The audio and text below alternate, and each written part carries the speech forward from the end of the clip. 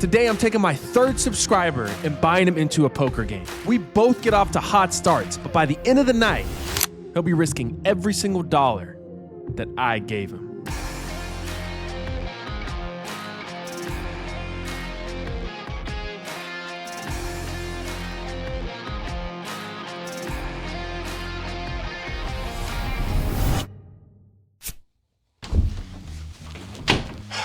It's 10 a.m. My third ever subscriber will be here in 10 minutes, but before he gets here, I'm gonna tell y'all what's happening today, okay? I'm buying him into a poker game, but there's one problem. He's been running horrible. So buying him into a poker game is basically gifting money away, but I have a plan, which is to take him through my game day routine. If you've been watching this channel, you know what that is. If you're new, you're gonna see how I always run so pure. Before we get to that, let's meet him. What's up, brother? How you doing, brother, man? Tell the people your name, address, and social security, okay? So 7128 Mason Abrahams. I am a third subscriber. You know, man, be loyal, man. You get people like this, they treat you well. We're here to have a good day. This is the reward, okay? If you stay subscribed, you too can get bought in for a min buy at a 1-2 game in Fort Worth, Texas. And that's what we're gonna do today. Yeah. First, we gotta go to the gym, so let's do that. Imagine I buy you in for $100.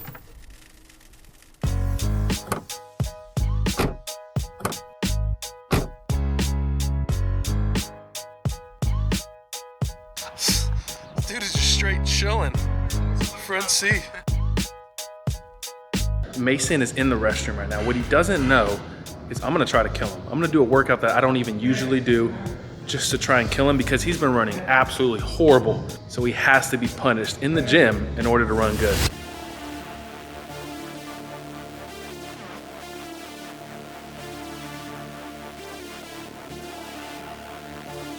Brother, do you want to run pure? Act like it. Want to hold what top set? This is what it takes.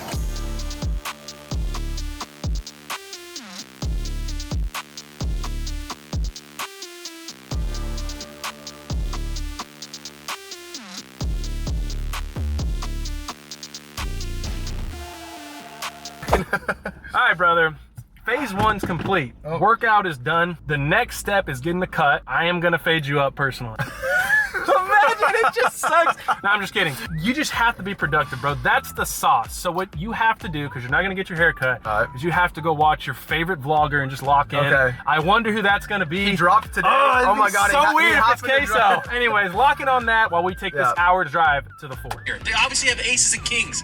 For 915 total, so we're heads up against the small blind. He has pocket kings. Great. We agree to run it twice, and just watch this. Here it is. Just drop it. Oh my. In the last episode, I got it all in, queens versus kings. We ran it twice. I won both boards. This guy's good. He was the guy with pocket kings. This guy's a really good player. He runs bad, but we're gonna fix that today. Come on!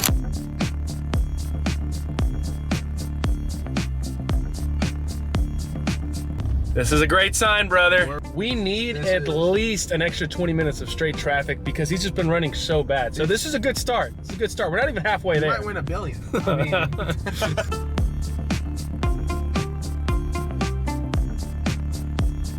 All right, we drove probably an hour 20 to get out here.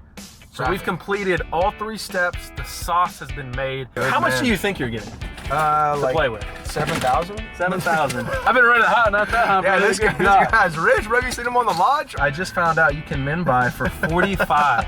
Go, brother. All right, here we go. For real. Tournament super? How much do you actually think that you're gonna get to play with?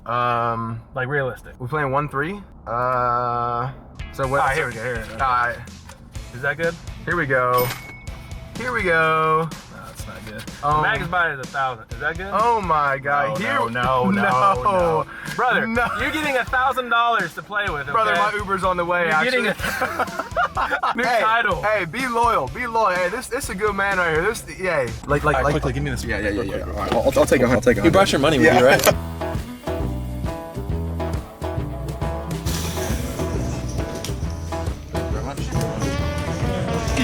Thank you. After getting our chips, we make our way to our seats at separate tables. In our very first hands being dealt, We both get involved in double board PLL bomb pots. I get dealt a decent hand, but Mason gets dealt a monster. I end up chopping my pot and only profiting 50 bucks. But Mason, on the other hand, flops top set on both boards. He bets all 3 streets and gets called. He ends up with a boat on one board and top set on the other, and he's good. He makes $240 of pure profit his very first hand. 5 minutes later, I move to a different table, and Mason gets moved to the same table I'm at. It takes all of 2 minutes for us to get involved in a hand together. I look down at ace queen of spades. Mason opens to $30 from early position, and the player to my right 3-bets to $100. I consider 4-betting, but I'm really not that deep. I lost a decent sized pot right before switching tables, so we only have around 750 left in my stack. I decide to just flat and play in position. The big blind decides to cold call, and Mason calls as well. We're going 4 ways to a flop, and it sucks. Everyone checks on this flop, so we're still 4 ways to a turn. It's the 4 of spades. The big blind decides to donk bet for $75, and now Mason raises to $175. The player to my left folds, and so do I. And somehow, so does the big blind, which means Mason's taking down this nearly $700 pot. He told me after the session that he had pocket fours and turned to boat. This guy's running absolutely pure right now. A few minutes later, I pick up king queen offsuit. I open to 15. The +2 grabs a fistful of chips and raises to $45. It folds back over to me. I just sat down, so I don't know how this player plays, but he's an older gentleman, and I can tell you with 100% confidence, he has me crushed. So I call. The flop comes king high. I check, and without even thinking for a second, he announces a bet. 75. I just know he has me beat. But sometimes lower stake players do things like this with hands like pocket queens or pocket jacks. They just get married to their hand pre-flop and keep betting no matter what the flop is. Now there's a 95% chance that's not the case right now, but I'm not folding top pair just yet. I call. The turn is a 10 of hearts. I check again, and once again, he just grabs a bunch of chips and bets 150. I have top pair with a great kicker, but he's just never bluffing here. I fold. He's kind enough to show us that he had pocket aces, so even though we lost the hand, we made the correct fold. Now y'all probably want to know how Mason's doing. He's doing great. He chops a bomb pot here, and then he gets a bluff through in another bomb pot here. This guy can't lose.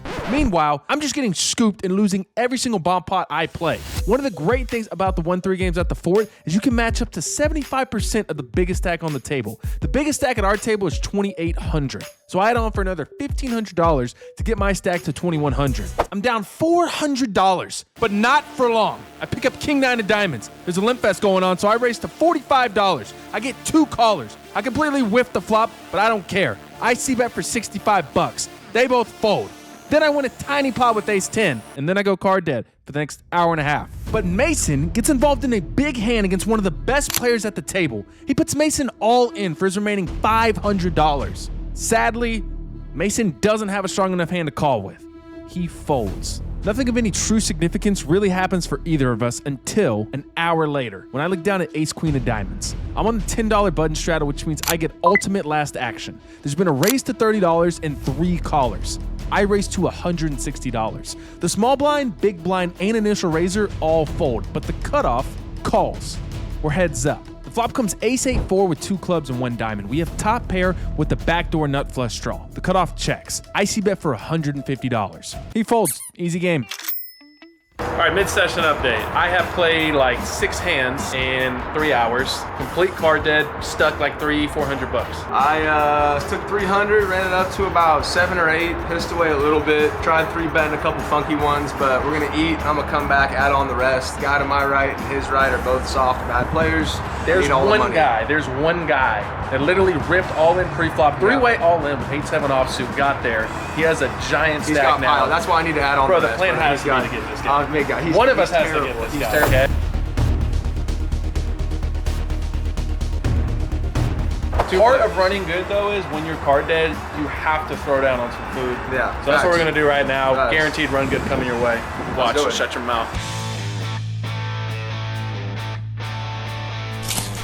As soon as we finish devouring these juicy burgers, I get involved in a hand against the action player.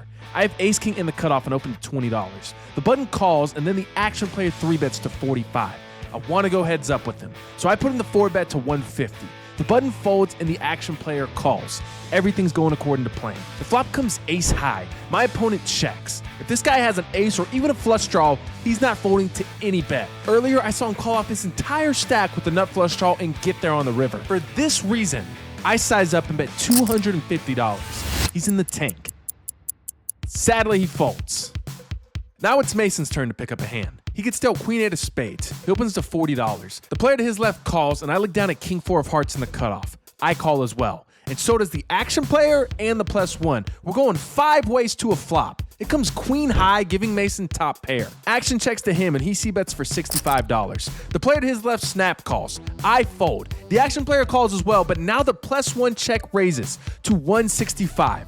He's check raised like once all session, so there's no way Mason's good here. He folds. The +1 had queen 9 and turned top 2 pair, so Mason made the correct fold. Shortly after this hand, I end up winning a decent-sized bomb pot against the action player. I make nearly $800 of profit, and I'm finally out of the hole on the session. Mason, on the other hand, hasn't played any massive hands all session, but that is about to change. In this hand, he 3-bets the action player pre-flop and gets it heads up against him. Unfortunately, he doesn't connect with the board and is forced to fold on the turn. He loses $225 that hand. Exactly 4 hands later, he gets dealt ace-10 of spades. The action player opens to 20. The player to his left calls, and Mason 3-bets to 75. The button cold calls. I look down at jack-4 offsuit. I fold. The action player calls, and the other player folds. They're going 3 ways to a flop. It comes 8-6-4 with 2 diamonds and 1 spade. Mason has 1 over with the backdoor nut flush draw. The action player checks, and Mason bets 150. The button folds, and now the action player is in the tank. He covers his mouth, asks for a count, licks his lips, and calls. They're going heads up to a turn. It's the gem card for Mason. The action player checks, and now it's on Mason. I didn't know this at the time, but before Mason got to my house this morning, he recorded this video.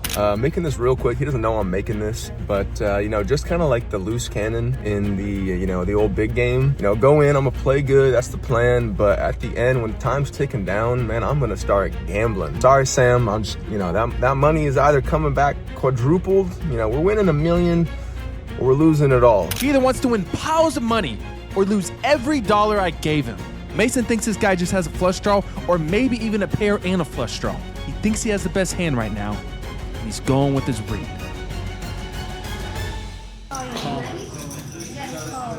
I knew it. When he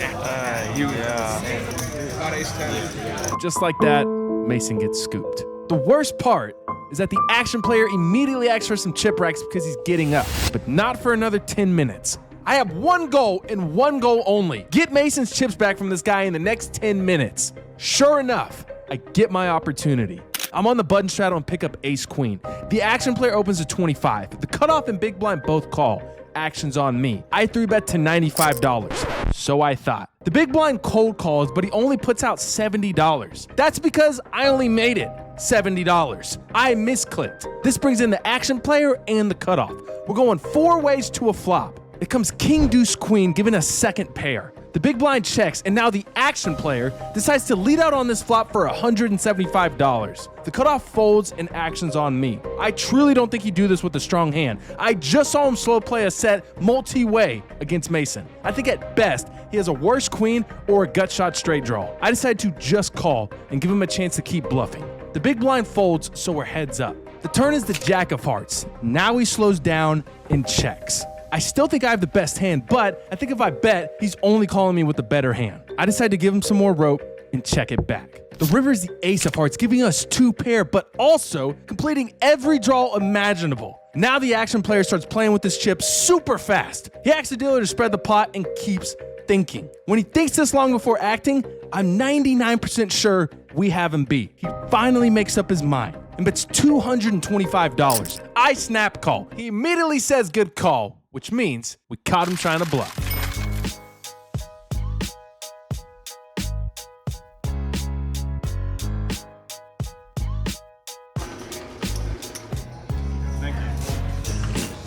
I mean, What are you doing? I didn't push him hard enough. I didn't hit enough traffic. That's on me. I didn't get the haircut. He didn't buzz me up like he was supposed to. Bro, I should have faded you up. That's on me. That's actually on me. I think in the beginning you were starting to see that the sauce is real. The sauce is real. The first hand I play, I get aces and a PLO bomb pot, flop set. I mean, hold the whole way. I mean, Dude. I don't know how. The queso cheese was there. Brother, I won, I think, 750.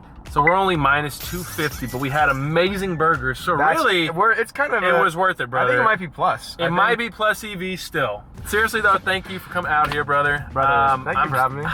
I'm sad that you didn't get to experience the heater, but I guarantee you next time when I buy you in at the lodge, you're gonna run hot, brother. Brother, I'm there. All right, you're there? brother. All right, deal. Jake on brother. it. That was hands down the most fun I've ever had shooting a vlog in my entire life, and I'm gonna do it again. The question is, do I bring Mason back on and give him one more shot at it, or do I get a brand new subscriber and give them a chance, okay? Comment below. Do y'all wanna see Mason or somebody brand new? It could even be you, all right? Comment below, plead your case. Why should I pick you? Now, until next time, shut your mouth, stay locked in. Peace.